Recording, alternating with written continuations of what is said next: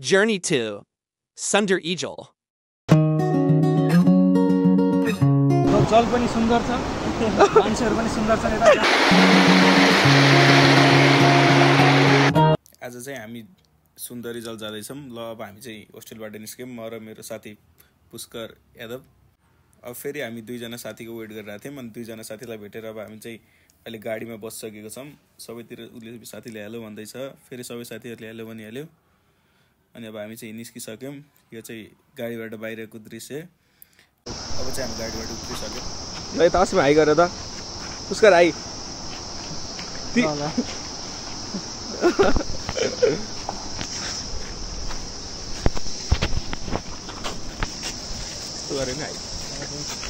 हाम्रो साथीले सबैको लागि पानी ल्याउँदै छन् अब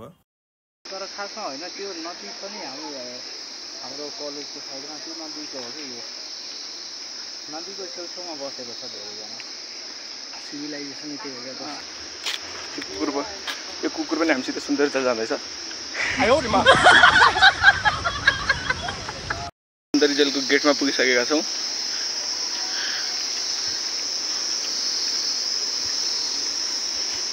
अब टिकट काट्ने पालो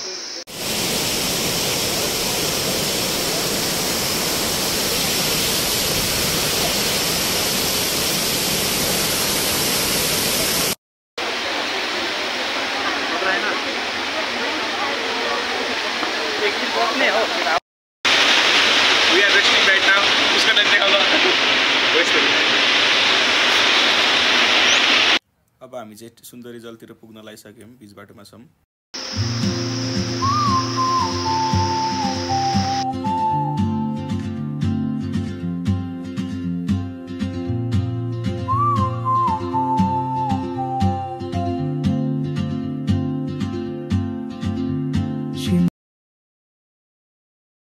हाम्रो सुन्दरी जल हो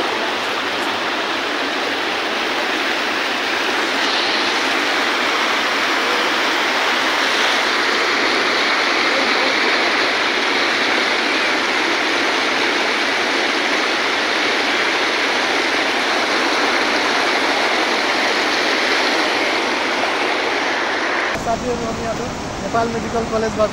सुन्दरी जल घुम्नको लागि आइपुगेको हल्का पछाडी हामीसित यहाँ हुनुहुन्छ असीम सर कस्तो लाग्यो हजुरलाई सुन्दरी जल ठाउँ एकदम राम्रो रहेछ जल पनि सुन्दर छ मान्छेहरु पनि सुन्दर छन् यता यता यता सबसे सुन्दर चाहिँ सबै सुन्दरी आउँछ ल ये क्या बात करता है यार सरफराज सर के भन्न चाहनुहुन्छ सुन्दरी जलको बारेमा सुन्दरी जल आएर मलाई वहाँ सुन्दरीहरु खोजिरहनु भएको सुन्दरी जलमा सुन्दरी जलमा सुन्दरी खोज्दै सरफराज अबे मजा आएगा ना भिडो अनि यो चाहिँ हाम्रो मेन ब्लगर हो मिस्टर प्रवीण देवकोटा ल आजको हाम्रो ब्लगमा सबैलाई सब्स्क्राइब गर्नु होला हैन लाइक कमेन्ट नि गरिदिनु होला त्यहाँ माथि देखिरहेको भनेको सुन्दरी माई मन्दिर हो र अहिले चाहिँ हामी चाहिँ यहाँ पानीमा हल्का रमाइलो गरिरहेको छ हल्का हाम्रो वरिपरिको एम्बियन्स वातावरण नै देखाइदिनु सर हाम्रो बनाएको ढुङ्गा यो हामीले बनाएको यता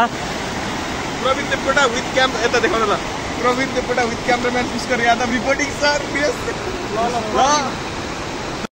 अब चाहिँ हामीले पानीमाथि कसको ढुङ्गा चाहिँ बढी उफ्रिन्छ भनेर खेल्यौं र सबैले आफ्नो ढुङ्गा फाले मेरो चाहिँ 3 चोटीसम्म उफ्रियो है पानीमाथि चाहिँ हेर्नुस् अब सबै साथीहरुसित सानोतिनो कुराकानी गर्छौं हामीहरु मेन जोसिने भनेको यो सरफराज हो जोसिने मात्र जोसिन्छ काम गर्दा चाहिँ गर्दैन त्यो असिम सर हैन अघि पानीमा आउँदा डरेर आयो तर त्यही आयो जोस जागर वाला मान्छे यो चाहिँ आजको हिरो भइहाल्यो हल्का अलि घर जाँदै वाला मान्छे असिम बाइसेप्स ओए ल के बोल्न चाहनुहुन्छ पुष्कर सर तपाईहरुलाई प्रवीण देवकोटाको ब्लगमा स्वागत छ तपाईहरुले सबैले यो भिडियो हेरेर सब्स्क्राइब लाइक शेयर गर्दिनु फाइनली वी आर इन सुन्दरी जल यो चाहिँ हाम्रो क्लासको हिरो असिम दिनु होला आपके सामने एक बड़ा सा रेड बटन है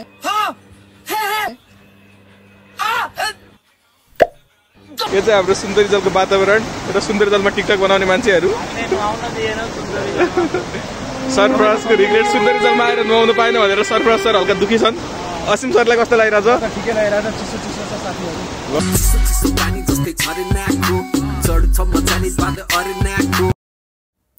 अब सबले चाहिँ फेरि एकचोटि पानी मुनि टाउको राख्ने वाला कम्पिटिसन गरे।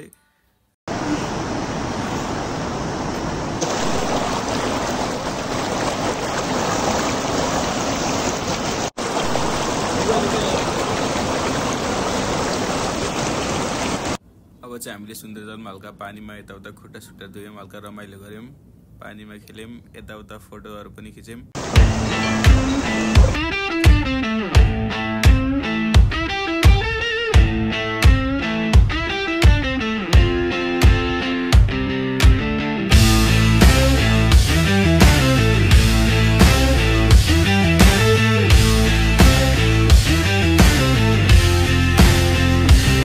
ल अब हामी फाइनली ब्याक टु एजेन्सी।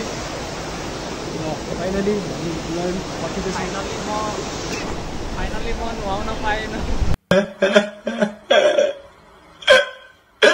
तर पुष्कर सरले चाहिँ नुहायो, उहाँ सरले चाहिँ नुहाउनु भयो। खुसी लास्टै खुसी हुनुहुन्छ उहाँ सर। साथी हेलो भन। हेलो पुष्कर साथी। Hello hello. फेरि हामी होस्टेल फर्किनलाई बसमा बसिसक्यौँ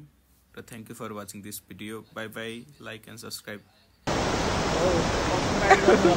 बस आज के लिए सिर्फ इतना ही। अब अगर तुम लोग को वीडियो पसंद आई ना तो यार लाइक मारो, कर दो यार, तुम्हारे पैसे थोड़ी ना कट रहे, कर दो। अब अगर तुम लोग नए हो तो यार सब्सक्राइब करो, वो जो लाल वाला बटन है उसके साथ मैरी गो राउंड खेलो या फिर टीपी टैप, मुझे नहीं पता, बस क्लिक हो जाना चाहिए। बाय।